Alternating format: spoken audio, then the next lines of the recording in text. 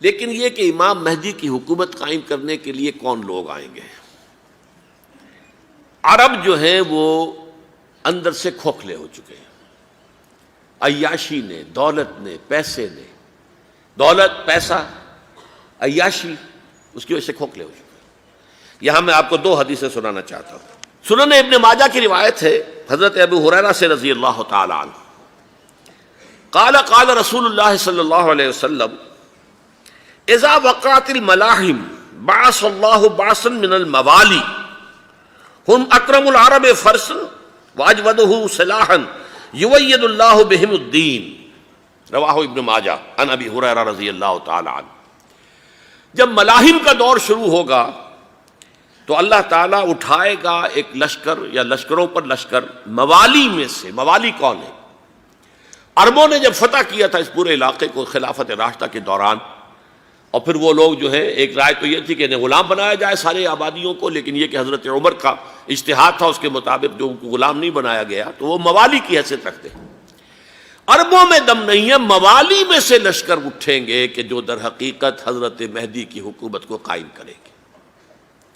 دوسری حدیث سنیے، عن عبداللہ ابن الحارث رضی اللہ تعالی عنہ، اور یہ ابن ماجہ کی روایت ہے، قال قال رسول اللہ صلی اللہ علیہ وسلم یخرج الناس من المشرق فیوطئون للمہدی یعنی سلطانہ، لشکر نکلیں گے، لوگ آئیں گے مشرق سے، اور وہ حضرت مہدی کی حکومت کو جمائیں گے اور قائم کریں گے۔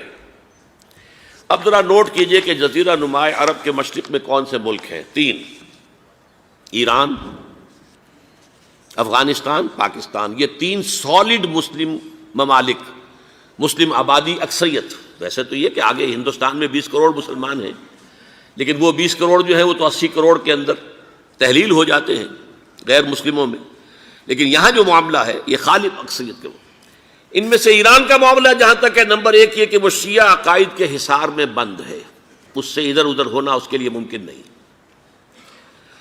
حدیث میں یہ بھی آتا کہ اصفہان سے 70,000 یہودی دجال کا ساتھ دیں گے۔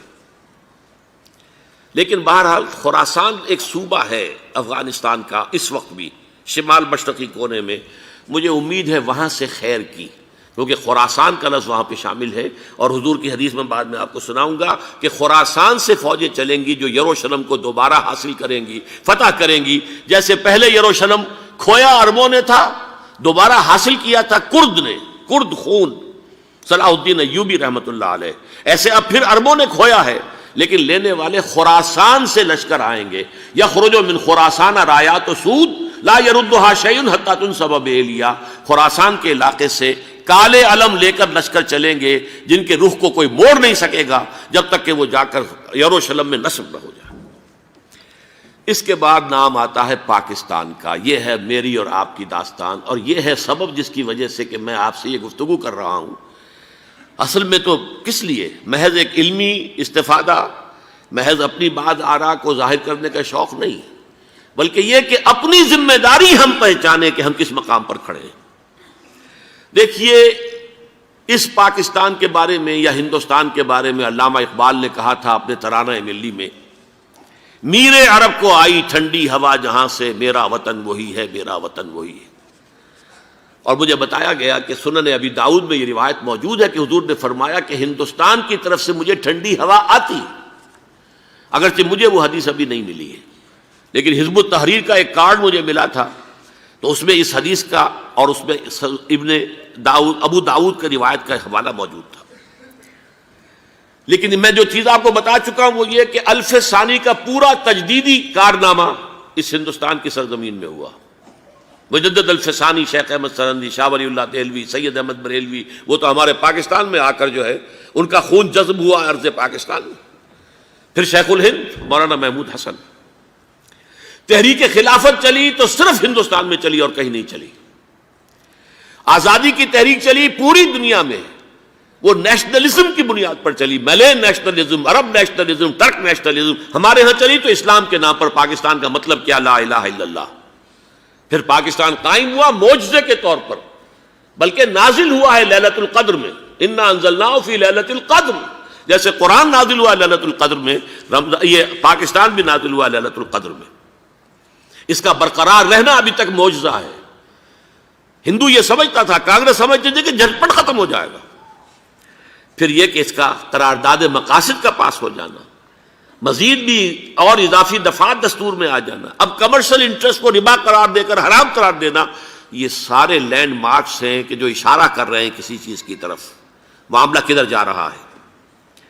پھر یہ کہ یہ جو 14ویں صدی کے مجدد تھے شیخ الہند، اس کے بعد سے کچھ ایسی شخصیتیں عظیم پیدا ہوئی ہیں ہند میں، جن کو میں سمجھتا ہوں کہ 14ویں صدی کے مجدد اور 15ویں صدی کے مجدد کے درمیان یہ 15ویں صدی کے مجدد کی راہ کو سیدھا کرنے والے، جیسے کہ حضرت یحییٰ نے کہا تھا میں تو آنے والے کا راستہ سیدھا کر رہا ہوں حضرت عیسیٰ کے لیے، ایسے ہی 15ویں صدی کے لیے امام مہدی کے لیے راستہ صاف کرنے والے سب سے پہلے علامہ اقبال، جنہوں نے اسلام کا تصور دین کی حیثیت سے دوبارہ زندہ کیا ہے، ورنہ اسلام ایک مذہب کی شکل اختیار کر چکا تھا. پھر مولانا مودودی، مولانا ابوالکلام آزاد حکومت الہیہ کے نعرے کے ساتھ میدان میں آئے. یہ اقبال نے جو تصور پیش کیا تھا اس پر عملی جد و جہد کے لیے حزب اللہ قائم ہوئی.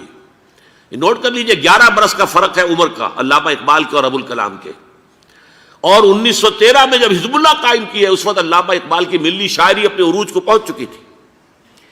پھر یہ کہ علامہ اقبال کے بعد تعمیل جو ہے اس کام کی وہ ابوالکلام نے کی، لیکن روایتی علماء کی شدید مخالفت کی وجہ سے وہ بددل ہو کر چھوڑ گئے، کانگریس میں شامل ہو گئے، بساط جو ہے حزب اللہ کی انہوں نے لپیٹ دی. پھر مولانا مودودی آئے، انہوں نے وہ ڈور جو ہے اس کا سرا تھاما، جماعت اسلامی قائم کی حکومت الہیہ ہی کے قیام کے لیے.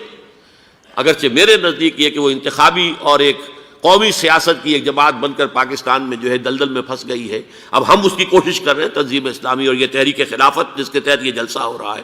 یہ ساری چیزیں وہ ہیں کہ آپ کو سوائے پاکستان کے اور کہیں نہیں ملیں گی پوری دنیا میں. معلوم ہوتا ہے کہ پاکستان کو بہت بڑا رول پلے کرنا ہے اس میں، اور اس کے ساتھ اب جمع کر لیجئے افغانستان کی عمارت افغانستان، اسلامی عمارت افغانستان قائم ہو چکی ہے. یہ پچھلے 20 سالوں میں جو کچھ وہاں ہوتا رہا ہے اس سے پہلے تصور نہیں ہو سکتا تھا. علامہ اقبال کے فرزند بھی دیکھ کر آئے ہیں، تو اگرچہ وہ خود میں سمجھتا ہوں کہ خاصے انہیں آپ لبرل کہیں، آزاد خیال کہیں، لیکن اس درجے متاثر ہو کر آئے تھے کہ انہوں نے یہ کہا افغانستان میں جو میں نے حالات دیکھے ہیں کہ اگر 2-4 اور مسلمان ملکوں کے اندر یہ نظام قائم ہو جائے تو پوری دنیا مسلمان ہو جائے گی. یہ سب کچھ کیسے ہو رہا ہے؟ یہ آنے والے دور کی جھلکیاں ہیں. Coming events are casting their shadows before. یہ سب بتا رہے ہیں کہ پاکستان افغانستان کو مل کر اس میں کوئی عظیم رول پلے کرنا ہے. اور اس کے ضمن میں اب میں علامہ اقبال کے بارے میں آخری بات کہہ رہا ہوں. علامہ اقبال کے بارے میں عام یہ خیال ہے، انہوں نے اپنے خطبات میں مہدی کا اور نزول مسیح کا، حالانکہ میں کل پڑھ رہا تھا مولانا سید احمد اکبر آبادی رحمۃ اللہ علیہ کا ایک مقالہ ان کا کہ علامہ اقبال نے ابن خلدون کے بارے میں یہ کہا ہے کہ مہدی کا اور نزول عیسیٰ کا دونوں کا انہوں نے انکار کیا ہے، حالانکہ ابن خلدون نے نزول عیسیٰ کا انکار نہیں کیا، صرف مہدی کا انکار کیا ہے. بہرحال علامہ اقبال نے خطبات میں انکار کیا ہے. لیکن یہ کہ اپنی شاعری کے اندر میں چیلنج کرتا ہوں کسی بڑے سے بڑے اقبال شناس کو، ان کا یہ شعر ذرا سنیے: خضر وقت از خلوت دشت حجاز آید بروں، کارواں زی وادی دور و دراز آید بروں. خضر وقت، امام وقت، رہنمائے وقت، قائد وقت، خلوت دشت حجاز، حجاز کی صحرا کی کسی خلوت گزینی سے نکل کر باہر آئیں گے. میں حیران ہوتا ہوں علامہ کے اس فکر پر اور اس مصرے پر. یہاں انہوں نے شیعہ اور سنی دونوں کے کانسیپٹ جمع کر دیے. شیعہ کا کانسیپٹ یہ چھپے ہوئے کسی غار میں وہاں سے برآمد ہوں گے، اور ہمارا کانسیپٹ میں ام سلمہ رضی اللہ تعالیٰ عنہ کی حدیث سنا چکا، چھپے ہوئے ہوں گے وہ وہاں پر، مدینے سے نکل کر آ کر مکے میں چھپ جائیں گے. اس خانہ جنگی کی حالت میں لوگ ان کی طرف دیکھ رہے ہوں گے، سوچتے ہوں گے انہیں میدان میں آنا چاہیے، کوئی پارٹ پلے کرنا چاہیے، امت کی رہنمائی کرنی چاہیے، لیکن وہ چھپیں گے، وہ کارہ ہوں گے، وہ اس ذمہ داری کو قبول نہیں کرنا چاہیں گے، جا کے چھپ جائیں گے مکے میں. وہاں سے مکے والے انہیں نکالیں گے اور وہ کارہ ہوں گے، انہیں بالکل یہ پسند نہیں ہوگا کہ یہ ذمہ داری اٹھائیں. تو خضر وقت از خلوت دشت حجاز آیت بروں، کارواں زی وادی دور و دراز آیت بروں.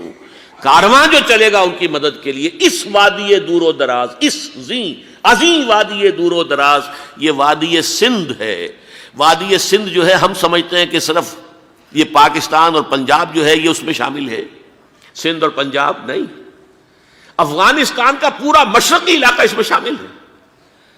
جیسے دریائے جہلم سندھ میں جا رہا ہے، جیسے دریائے گلگت سندھ میں آ کر ملتا ہے، جیسے دریائے چناب اور راوی اور جہلم اور یہ سب جا رہے ہیں اور آ رہے ہیں، اسی طرح دریائے کابل کہاں سے آ رہا ہے، دریائے گومل کہاں سے آ رہا ہے، ٹوچی کہاں سے آ رہا ہے، یہ سارا جو ہے ڈرین جو ہو رہا ہے ایسٹرن جو ہے پارٹ آف افغانستان، یہ سب وادی ہے۔ اس وادی کے یہ دو حصے ہیں، ایک حصہ جو ہے یہ ادھر پاکستان میں ہے اور اسی وادی کا دوسرا حصہ جو ہے وہ افغانستان میں ہے۔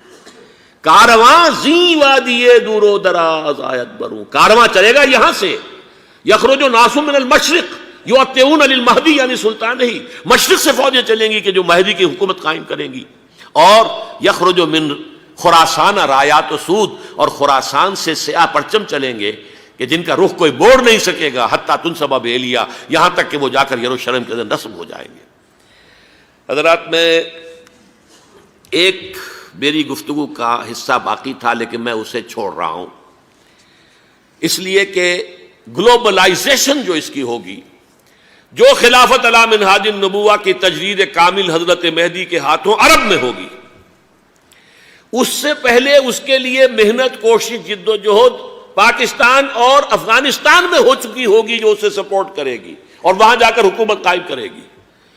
اس کے بعد گلوبلائزیشن کا جو مرحلہ اس کا ہے وہ حضرت مہدی کے ہاتھوں نہیں ہے، وہ حضرت عیسیٰ ابن مریم ان کے نزول کے بعد ہے، جن کے نزول کے بعد دجال کا خاتمہ ہوگا اور یہودیوں کا استحصال ہوگا، مسلمانوں پر بھی بڑی تکالیف عربوں پر آئیں گی، شدائد آئیں گے، لیکن یہ وہ میں حصہ ملتوی رکھتا ہوں کسی دوسری محفل اور کسی دوسری مجلس اور نشست پر۔